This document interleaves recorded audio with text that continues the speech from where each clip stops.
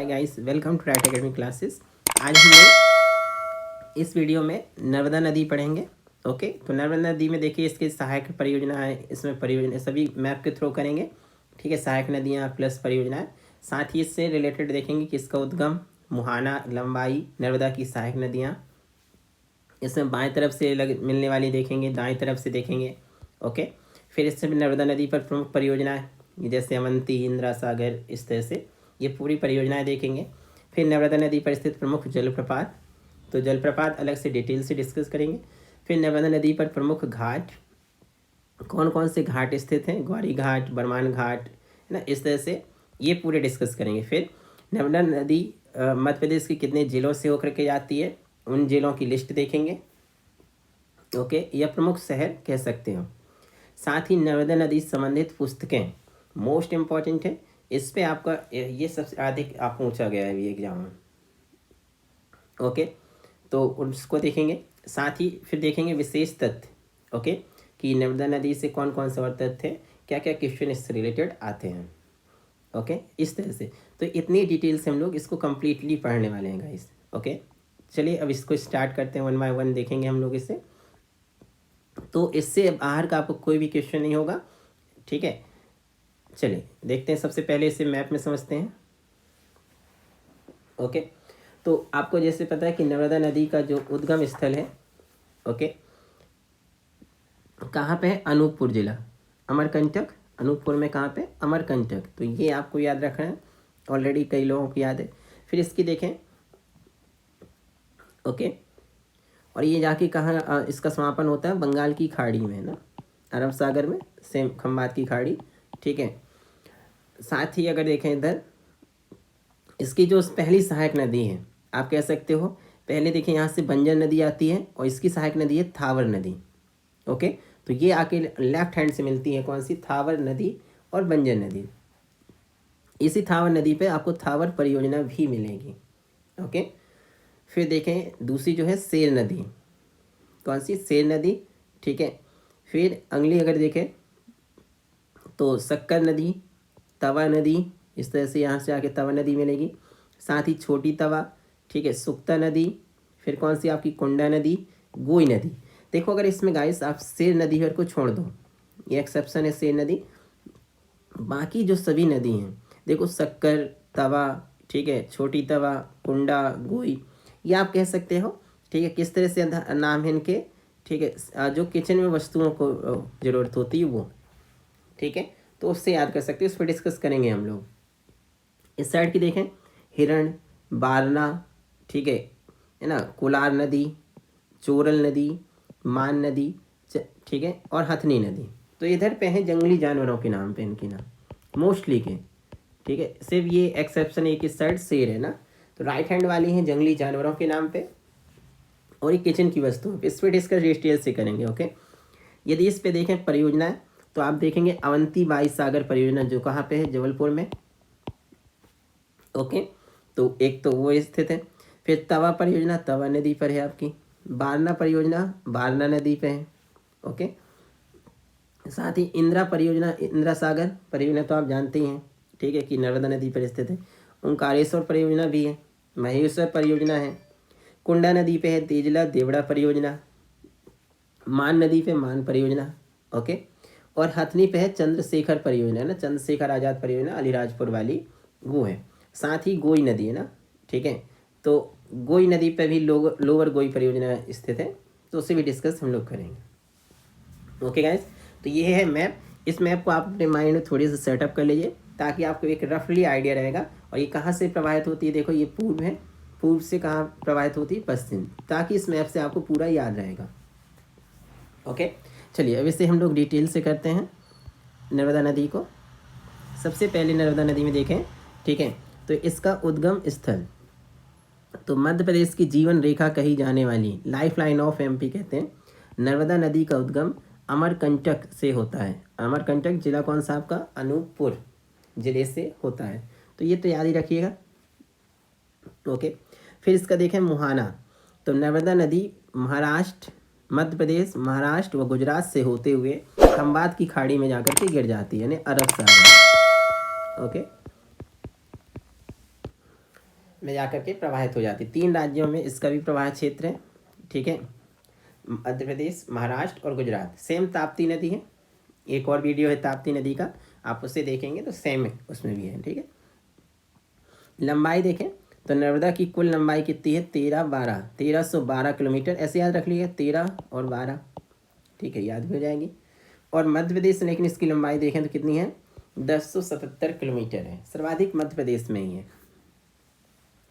फिर देखें नर्मदा की सहायक नदियाँ, ओके, तो नर्मदा की कुल 41 सहायक नदियाँ 41 है, मोस्ट इम्पॉर्टेंट है, जिनमें से 22 बाएं तरफ से, लेफ्ट हैंड इस तरह से, ऐसे अगर नर्मदा प्रवाहित होती है तो लेफ्ट हैंड से कितनी है आपकी 22, जबकि राइट हैंड से कितनी है 19, तो इस साइड से 22 और इस साइड से 19, तो टोटल कितनी हो गई 41,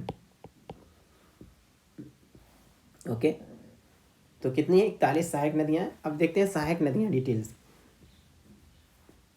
तो नर्मदा नदी में बाईं तरफ से मिलने वाली सहायक नदियाँ यदि देखें, देखिए पूरी हम लोग नहीं देख रहे हैं, बस कुछ इंपॉर्टेंट जो एग्जाम के पॉइंट ऑफ व्यू से इम्पॉर्टेंट है। तो मैंने एक ट्रिक बताई थी कि बाईं तरफ से मिलने वाली नदियों का मोस्टली नाम किस पे है, किचन की वस्तुओं के नाम पे है, ओके। जैसे देखें, ठीक है, तो पहली कौन सी आपकी शक्कर नदी, ठीक है, तवा, दूधी, गोई, जैसे किचन में देखें तो शक्कर की ज़रूरत पड़ती ही पड़ती है, तवा की पड़ती है, दूधी, दूध से याद कर लीजिए, मिल्क से, गोई तो कह सकते हैं एक लोई जो आटा की बनाते हैं उससे, ठीक है, कुंडा जरूरी पड़ती है कुंडी की, फिर छोटी तवा, तवा है छोटी तवा, ठीक है, गंजाल, गंजा बड़ा वाला, ये याद कर सकते हो, ठीक है। ये थोड़ी एक्स्ट्रा है, सुक्ता, देनवा, बर्नर, तो बर्नर से याद कर सकते हो, किचन में बर्नर की ज़रूरत पड़ती है, ठीक है। और एक अपवाद है आपका शेर, ओके गाइज। तो किचन की वस्तु में देखिए मोस्टली एक बार हो रही ना, शक्कर, तवा, दूधी, गोई, कुंडा, छोटी तवा, गंजाल और बर्नर, इतनी तो कंप्लीट हो ही नहीं, तो आप इसे याद रखिए, ओके। दाईं तरफ से, ठीक है, देखें तो जंगली जानवरों के नाम पर हैं, ओके। जैसे अगर आप देखें तो हिरण, ऊँटी, ठीक है, हथनी ना, ये देखिए मोस्ट इम्पॉर्टेंट है, हिरण, ऊँटी, हथनी, ये दाएं तरफ से ना। कोलार, ये भी कह सकते हो KGF, कोलार गोल्डफील्ड, जंगल से तो रिलेटेड है ही, ठीक है। कहार है ना, बारना, ठीक है, बंदर से याद कर लो यार, बारना। चंद्रकेसर, ठीक है, तो ये भी कह सकते हो हिरण से रिलेटेड करके, ये भी याद कर सकते हो, ओके। तो आप ये जो हैं ये आपके दाएं तरफ से मिलती हैं, जबकि ये बाएं तरफ से, ठीक है। बाएं तरफ से मिलने वाली जो थी कितनी हैं 22 नदियां हैं, और जबकि ये कौन सी हैं 19, तो अगर 22 + 19 करें तो टोटल कितनी हुई 41, तो इसकी कुल सहायक नदियां कितनी हैं 41 सहायक नदियां हैं, ओके। तो ये याद रखिएगा आप। तो ये तो हुई सहायक नदियाँ। अब देखते हैं हम लोग इस पर नर्मदा नदी पर प्रमुख परियोजना, मोस्ट इंपॉर्टेंट है, इससे भी एक क्वेश्चन आता ही आता है आपके एग्जाम में, ओके। तो सबसे पहले देखें कौन सी, थावर परियोजना, जो कि मंडला पे ही स्थित है, ठीक है, थावर नदी पे है, ओके। दूसरा देखें अवंती बाई परियोजना, जबलपुर, जिसे बरगी बांध भी कहते हैं, ठीक है ना, बरगी बांध, ये कहाँ पे है, जबलपुर में है आपका, ठीक है। Avanti by, Rani Avanti by, उन्हीं के सम्मान में इसका नाम रखा गया अवंती बाई परियोजना, ये एग्जाम में पूछता है, ओके। तो किस पे है, नर्मदा नदी पे।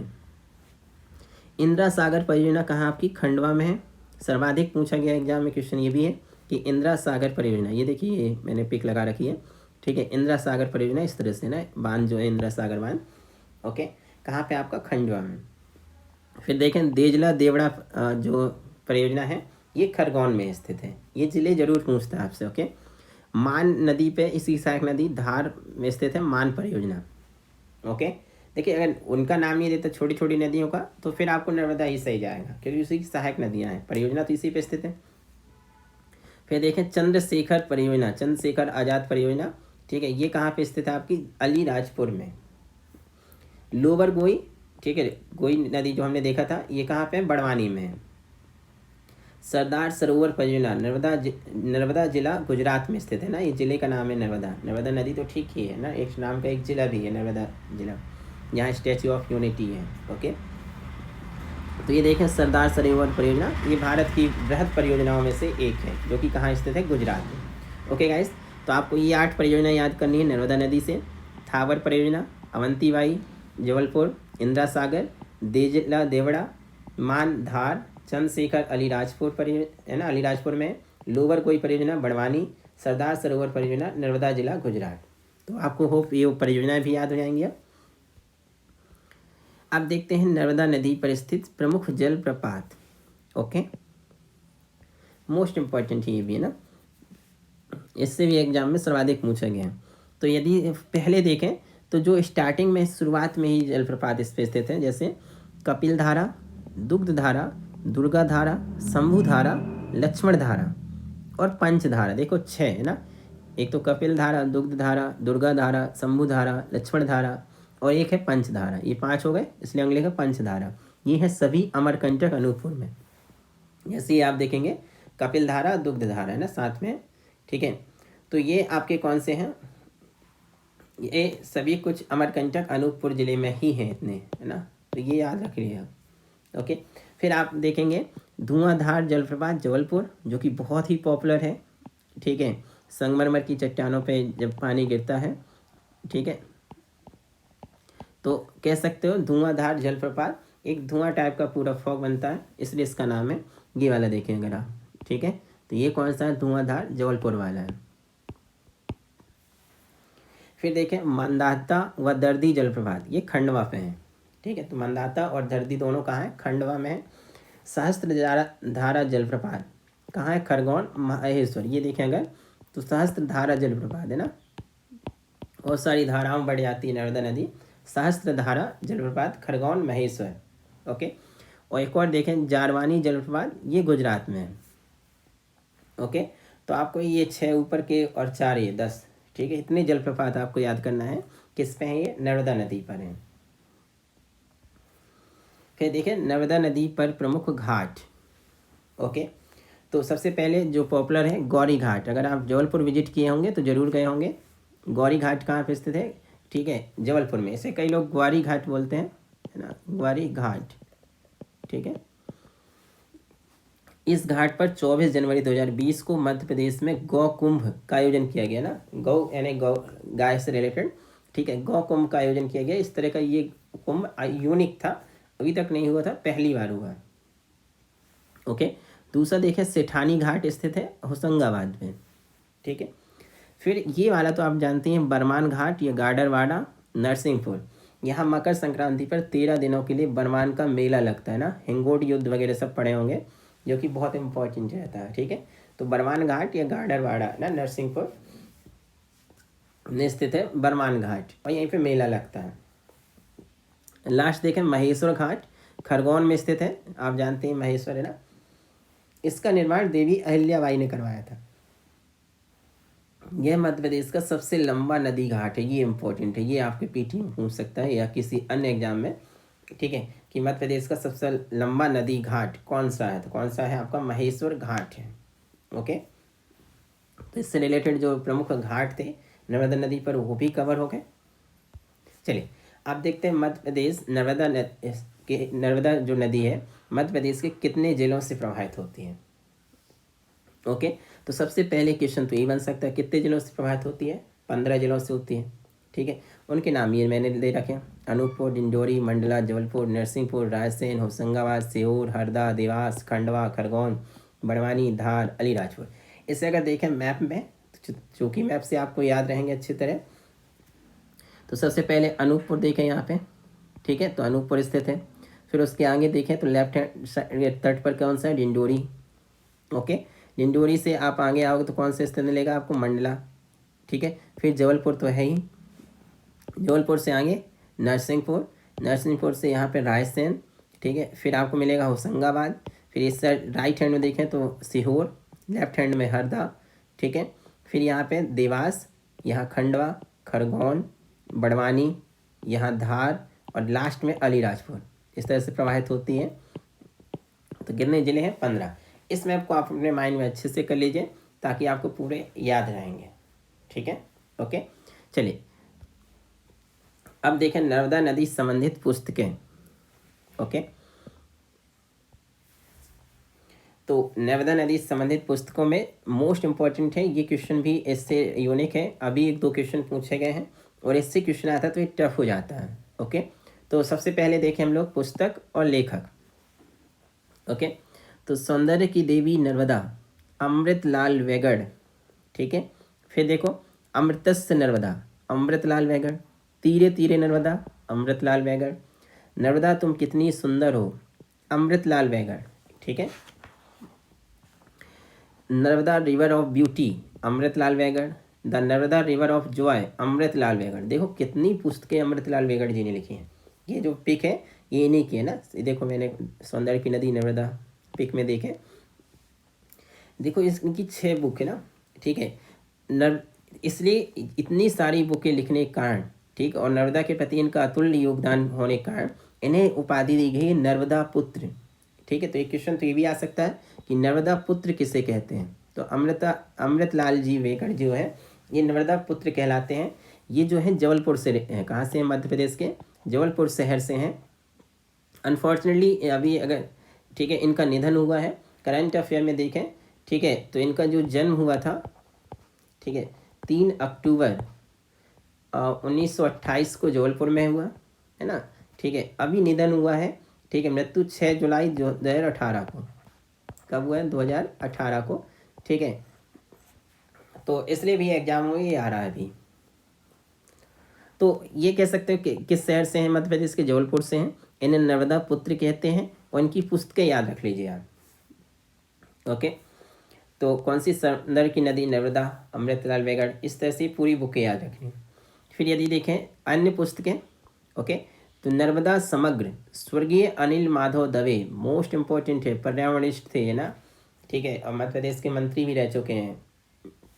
कौन, अनिल माधव दवे जी।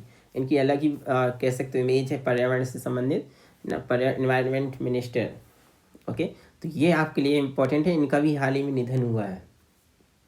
ओके, तो नर्मदा समग्र, स्वर्गीय अनिल माधव दवे जी, ये एग्जाम में आते ही आते हैं। जंगल रहें ताकि नर्मदा बहे, कौन है, पंकज श्रीवास्तव। अथ नदी कथा, श्री हरिकृष्ण देव सरे। नर्मदे हर नर्मदे, श्री सुहास लिमे। नर्मदा परिक्रमा, राम प्रसाद पाठक जी ने लिखी है। ओके, नर्मदा की धारा से, शिव कुमार व गोविंद प्रसाद मिश्रा जी, तो ये आपको याद रखना है। इसके बाद देखें संस्कृति स्त्रोत स्वेनी नर्मदा, संस्कृति स्त्रोत स्वेनी नर्मदा, ये लिखी है अयोध्या प्रसाद जी ने। फिर देखें पानी उतर गया, कि A.S. तिवारी जी ने लिखी। तो इनमें से अमृतलाल वेगड़, ठीक है, नर्मदा समग्र, अथ नदी कथा, ये, ठीक है, नर्मदा परिक्रमा, ये तो एटलीस्ट आप याद ही रख लीजिएगा और पूरी कोशिश करिएगा कि एक आइडिया रहे आपको माइंड में, तो वो करिएगा। ओके, तो ये थी नर्मदा नदी से संबंधित पुस्तकें। अब देखें विशेष तथ्य नर्मदा नदी से रिलेटेड इम्पॉर्टेंट फैक्ट्स देखें। तो सबसे पहले देखें कि नर्मदा नदी का संपूर्ण अववाह तंत्र वृक्षनुमा डेंड्रेटिक प्रणाली का है ना। ठीक है, कौन सा, डेंड्रेटिक प्रणाली का। इसका अर्थ इस तरह से बहती नहीं है कि एक वृक्ष बनाती है, सहायक नदियाँ सहती है। ठीक है, अभी हमने मैप में देखा भी था, तो एक वृक्ष की तरह है, डेंड्रेटिक प्रणाली कहते हैं। पैटर्न जो है वृक्षनुमा प्रणाली का है। दूसरा देखें, नर्मदा नदी प्रायद्वीपीय भारत की अन्य नदियों के विपरीत कावेरी को छोड़ करके सदावाहिनी है। सदावाहिनी का अर्थ है पूरे वर्ष प्रवाहित होती है। इसका मुख्य कारण है रेह मिट्टी की उपस्थिति, जिसमें पानी सोखने की क्षमता कम होती है। ओके, फिर देखें थर्ड, नर्मदा नदी मैकाल पर्वत श्रेणी के समीप अमरकंटक पहाड़ी से निकलती है। यह दक्षिण में सतपुड़ा, उत्तर में विंध्याचल पर्वत श्रेणियों के मध्य भ्रंश घाटी में प्रवाहित होती है। इंपॉर्टेंट है ना, भ्रंश घाटी देखो किसे कहते हैं, जब भी 2 पर्वतों के मध्य इस तरह से, ठीक है, जैसे ये एक पर्वत हो गया, मध्य एक धंसा हुआ भाग रहता है नीचे को, तो इसे कहते हैं भ्रंश घाटी। ठीक है, क्या कहते हैं, भ्रंश घाटी। रिफ्ट वैली इंग्लिश में, ये भी ऑप्शन आता है आपको ना, रिफ्ट वैली। ओके, तो यहाँ पे आपका जो पर्वत है, अगर इसको मैं इस तरह से समझो ना कि ये वाला ऐसे प्रवाहित होती है ना, तो यहाँ पे जो पर्वत इस साइड और इस साइड दोनों ठीक है। तो ऊपर जो पर्वत है आपका विंध्यन पर्वत है, कौन सा, विंध्यन, ठीक है, और नीचे कौन सा आपका, सतपुड़ा, दोनों के मध्य से होकर प्रवाहित होती है ना। तो किसकी होती है, देखो सतपुड़ा पर्वत और विंध्याचल पर्वत के मध्य। तो विंध्याचल ऊपर है, सतपुड़ा नीचे दक्षिण की ओर है। ओके, ये पूरे क्वेश्चन पूछे गए हैं, मोस्ट इंपॉर्टेंट है। भ्रंश घाटी में बहती है। और एक और चीज़ ये है, ठीक है, कहाँ से, पूर्व से पश्चिम की ओर प्रवाहित होती है ना, ये पूर्व से इस तरह से पश्चिम की ओर, यानी ये भी पूछा आपसे, विपरीत है ना, ये और ताप्ती होती हैं, इसलिए प्रभावित हुई गुजरात में स्थित भड़ौच के समीप कैम्बे की खाड़ी, ठीक है, खंभात की खाड़ी अरब सागर में मिल जाती है। तो ये इंपॉर्टेंट है, आपको मोस्ट इंपॉर्टेंट है, ये याद रखिए, किन पर्वतमालाओं के बीच, ये यूपीएससी तक में क्वेश्चन आया ना, सतपुड़ा और विंध्याचल के मध्य भ्रंश घाटी में बहती है। फोर्थ देखें, भ्रंश घाटी से प्रभावित होने का नर्मदा नदी में अवसादों का क्या हो जाता है, अभाव हो जाता है। देखो इस तरह घाटी में बह रही पर्वतों के मध्य, जिसके कारण यह अपने मुहाने पर डेल्टा का निर्माण न करके 27 किलोमीटर लंबी ज्वार नद मुख एस्ट्री का निर्माण करती है। ओके, अरब सागर में गिरने वाली यह नदी प्रायद्वीपीय भारत की सबसे लंबी नदी है, ये भी इंपॉर्टेंट है। ओके गाइस, तो आप पूरा याद रखिए कि ये एस्ट्री का निर्माण करती है, डेल्टा का नहीं करती है। इससे रिलेटेड और फैक्ट्स देखें, नर्मदा नदी भारत की हृदय रेखा तथा मध्य प्रदेश की जीवन रेखा है ना। ओके, यह राज्य की प्रथम नदी है जिसे वर्ष 2017 में जीवित नदी का दर्जा दिया गया है। पहले गंगा को दिया गया था उत्तराखंड में, सबसे पहले भारत देश की नदी देखें जिस जीवित नदी का दर्जा है, लेकिन मध्य प्रदेश में देखें तो यह राज्य की प्रथम नदी है जिसे जीवित नदी का दर्जा दिया गया है।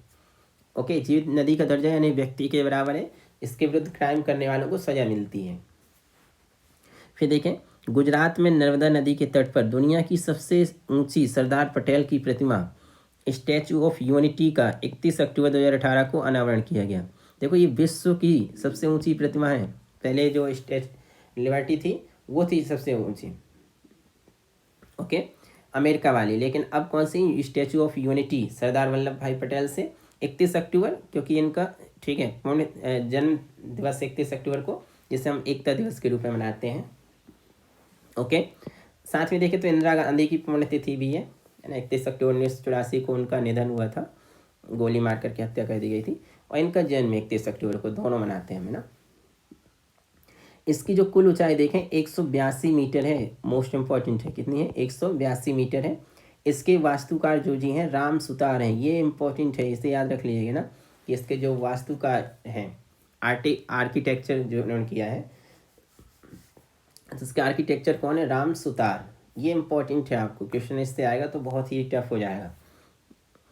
टोर जो महासीर मछली है ये नर्मदा नदी में ही पाई जाती है ना, तो एक फैक्ट ये भी है। ओके गाइज, तो हमने नर्मदा नदी से रिलेटेड सभी कुछ कंप्लीट कर लिया, अलग अलग वे में, मैप के थ्रू, पिक के थ्रू। होप आपको ये वीडियो पसंद आया होगा, ठीक है।